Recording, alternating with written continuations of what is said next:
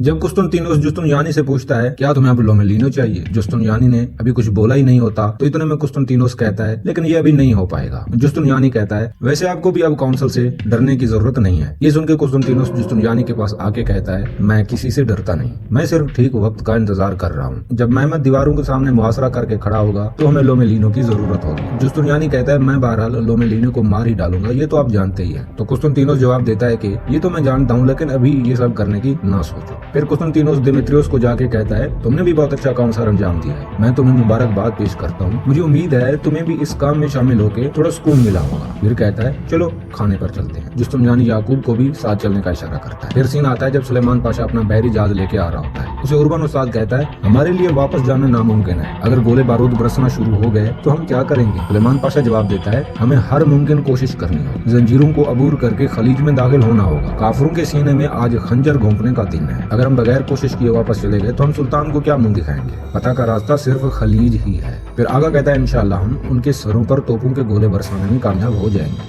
سلیمان پاشا پوچھتا ہے تو کیا توپیں تیار ہیں؟ وہ کہتا ہے جی پاشا تیار ہیں۔ اربن استاد جہاز کی حالت دیکھنے لگتا ہے تو سلیمان پاشا کہتا ہے اربن استاد آپ پریشان نہ ہو، ہمارے بحری جہاز کافی مضبوط ہے، جیسے ہم ہوا کا رخ پیچھے کی سائیڈ کریں گے تو جہاز کی بھرپور ٹھوکر سے زنجیریں خود بخود ٹوٹ جائیں گی انشاءاللہ۔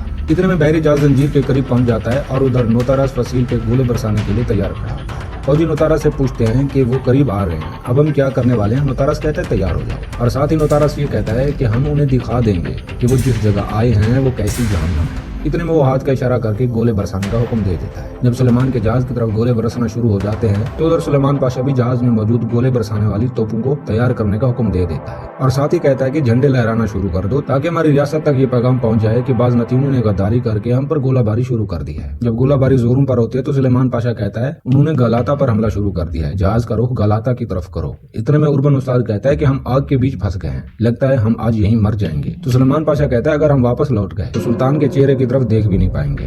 اربن استاد کہتا ہے ہمیں واپس لوٹنا ہوگا، صرف ہمارے لیے ہی نہیں بلکہ اپنے مقصد کے لیے بھی۔ پھر وہی سین آتا ہے جب قسطنطینوس جستنیانی اور دیمیتریوس کے ساتھ بیٹھے کھانا کھا رہا ہوتا ہے۔